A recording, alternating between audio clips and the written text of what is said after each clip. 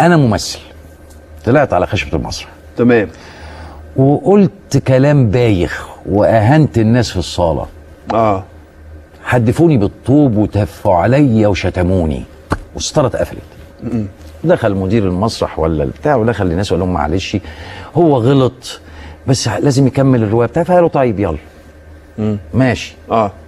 دخلوا لي قالوا لي تعالى افتح الستاره. انا اقدر اطلع على خشبه المسرح ابقى لطيف مع الناس وامثل تاني؟ مالكش نفس، نفسيا ما ينفعش. وعشان كده نحن من قتل الشرطه بما فيها من اسوياء او شرفاء او غير شرفاء.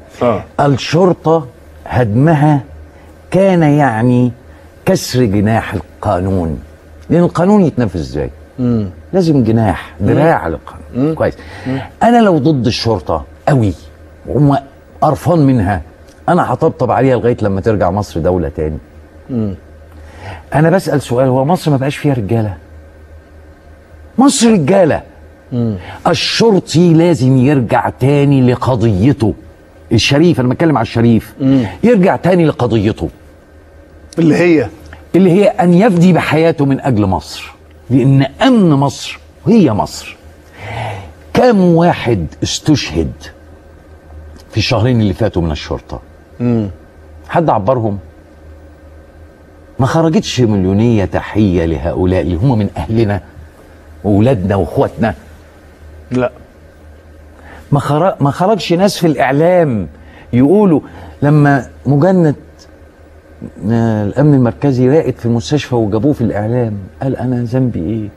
انا بقوم بواجبي ومتعور ومضروب. الضابط اللي اتضرب في دماغه، يعني ايه 8 صواريخ ارض جو؟ ده دول اللي اتمسكوا. ده دول، ما انت لما تمسك طن حشيش في الاسماعيليه دي، ما انت لما تمسك طن حشيش تعرف ان في 10 دخلت. احنا مش واعيين بان اللي بره واللي حوالينا دول سقفوا لنا على الثوره، بس ليهم دور هم.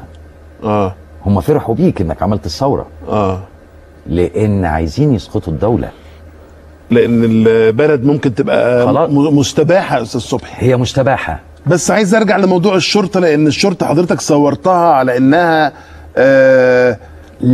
مش مصدقه، يعني مش مصدقه المواطن.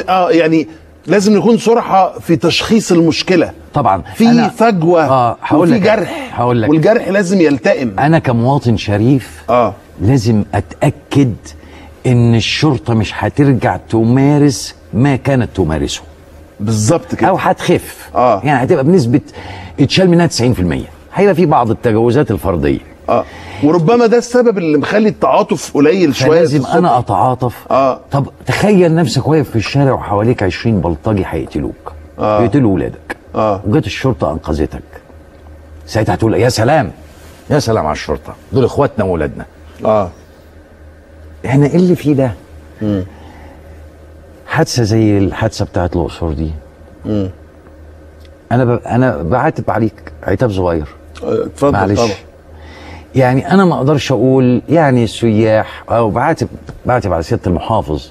قال لك لا، ده السياح كانوا مبسوطين، ما حصل لهمش اي ده كانوا مبسوطين وقالوا بيحصل عندنا في ايطاليا. لا، ما بيحصلش في ايطاليا ابدا ان احد يتعدى على حق الاخر. ما ينفعش. وعاتب عليا انا ليه؟ عاتب عشان كان لازم توصف، ترد على المحافظ تقول له لا، احنا بلدنا مش المفروض ده دول ال 14 ولا 13 هيخرجوا يقولوا. بس على فكره ما سمعتنيش في المقدمه يا استاذ صبحي. لا، انا قلت بصريح العباره المصري الجدع ما يحتجزش سايح. برافو عليك، انا اسف. لا انا بعتذر، مش مشكله، بس لازم هو ده اللي انا عايز، اللي انا بتمناه من الاعلام. بتمنى انه يبعد عن الاثاره والتجاره. الاعلام 90% من اعلامنا يتاجر بالاثاره، وال10% انا بحترم ان اسمعهم، ومن ال10% 10% هي اللي بتقول لي احلى ما فينا. وانا محتاج اسمع احلى ما فينا. محتاج تسمع احلى ما في الشعب المصري. طبعا. تمام. اي شيء يحصل لازم نبروزه. صحيح. يعني انت لما بتجيب مدرس قال لا انا مش هعتصم، انا لازم ادي الدرس. لازم اقول برضو ده هو ده المصري، هي دي جينات المصريين. بالمناسبه استاذ صبحي، احنا مضطرين ان احنا ناخد برضو وقفه اعلانيه تانية، بس عايز اقول لك ان حبايبك كتير على الفيسبوك، وفي ناس سالت شويه كان فين الفئات المحتجه دي قبل الثوره، وكان في عصايه غليظه مرفوعه، يعني كنت طبعا بتشير لبطش النظام السياسي السابق. في ناس كتير بتقول لا احنا كان في احتجاجات وكان في حركات احتجاجيه وكان في عمال المحله يا استاذ صبحي. بس هنرجع بعد الفاصل نكمل، لان في ناس كمان عايزه تعرف من الاستاذ محمد صبحي من هو رئيس مصر القادم. لو عندك اجابه خليكم معانا، لان الكلام لسه هيسخن اكتر، اوعوا تروحوا في اي حته.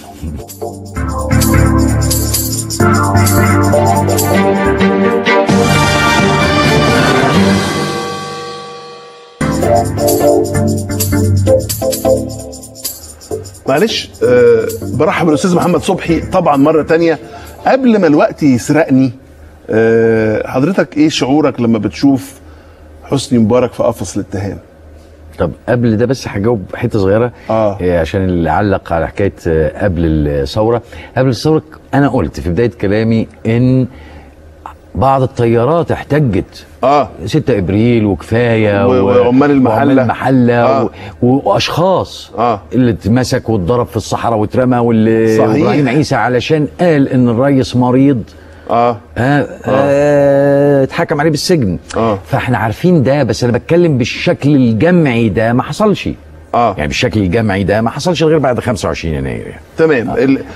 التطورات اللي بتحصل في المجتمع المصري بعد الثوره، يعني مثلا احنا الدوله الوحيده ربما اللي في العالم العربي اللي بتحاكم رئيسها طبعا السابق، طبعا بتحاكم رموز النظام السياسي، الناس اللي طبعا كانت ملء السمع والبصر، واللي كنا ربما يعني نقول ايه نخاف لما تيجي سيرتهم. النهارده احنا شايفينهم امام القضاء المصري في قفص الاتهام. الاستاذ محمد صبحي بيراقب المشهد ده ازاي؟ هو طبعا مش براقبه بقى، لان كان العلنيه في اول كام جلسه انا ما شفته. انا اسأني جدا بصراحه، يعني ده تعليقي كان على المشهد. تمام. ان اعتقد واعتقاد كبير ان الرئيس السابق ليس في حاجه مرضيه او في حاله مرضيه تجعله نائما على السرير. كنت أتمنى أن يدخل واقفا على قدميه. أنا جات لي صورة غريبة، صدام حسين وهو بيعدم كان واقف بيتكلم، حتى لو كان ظالم وبيتكلم وبيكلم القاضي وهو قاعد بصحته، يعني ايام محاكمته. فأنا جات لي الصورة دي معرفش ليه، قلت أنا متضايق جدا من هذه النومة، وأعتقد أن حالته الصحية لا تتطلب هذه النومة. ولكن كان يجب بالنسبة له، وأنا بتكلم بشكل درامي، أنه كان يبقى قاعد على كرسي وواقف في قفص الاتهام. هو دي الملاحظة الرئيسية. المجتمع يقال أنه باصص لورا، وعمالين نكتر في أحداث الثورة وفي الماضي وفي المحاكمات وفي التحرير، مع ان الاستاذ احمد رجب، الاستاذ الكبير احمد رجب طبعا قال من ضمن نص كلمة مرة، قال لك الماضي في المحكمة. تعال نبص على المستقبل. وانا بقول لك بقى برضو الاعلام كله، يعني المحاورين والفنانين واي حد بيطلع ما بنتكلمش غير على امبارح والنهارده. اذا كان حادثة حصلت النهارده ما لقيتش حد اتكلم عن بكره الا الكلام اللي ما حدش هيفهمه. طب هو في مشروع لبكره يا استاذ صبحي؟ ما تخلينا صراحه، في مشروع لبكره اتقدم او اتطرح؟ مين اللي هيقدمه؟ ابدا الحكم ابدا الحكومه ابدا. طبعا ما انا قلت ان الحكومه كان مطلوب منها ايه، بس انا كفايه انت تحلم قدامي على الشاشه والضيف اللي تجيبه يحلم يبقى شايف مصر شكلها ايه، يقول عايز يعمل ايه. قام عمل عمل بنقول الدولة هتقوم، على بال ما تقوم حد عندنا بيشتغل شويه برضه. صواميل في بنظبطها خط موازي. طبعا. والسياسه سياسه والمحاكمه محاكمه بس ما ينفعش حد يقهرك. اذا كان النظام السابق قهرك فلا نقبل اليوم لا البلطجيه ولا اي تيار سياسي يقهرك. تمام. بمناسبه التيار السياسي، عندنا حوالي 20 مرشح محتمل اللي اتكلم عنهم الاعلام في الفتره الاخيره. اي نعم، باب الترشيح ما اتفتحش رسميا. استاذ محمد صبحي، شايف حد فيهم ممكن يبقى رئيس مصر القادم؟ او حضرتك يعني ما لو رؤيتك ايه؟ اي واحد هيحكم مصر هيكسر سنانه. يعني ده من اولها، يعني ما بقاش منصب بصراحه، منصب طارد. يعني بقت المساله انت جاهز ان رئيس الدوله بتاعتك هيبقى مهزأ. يعني مبدئيا بنقول له عايزين واحد مهزأ جاهز انه لو غلط هنضربه بالجزمه.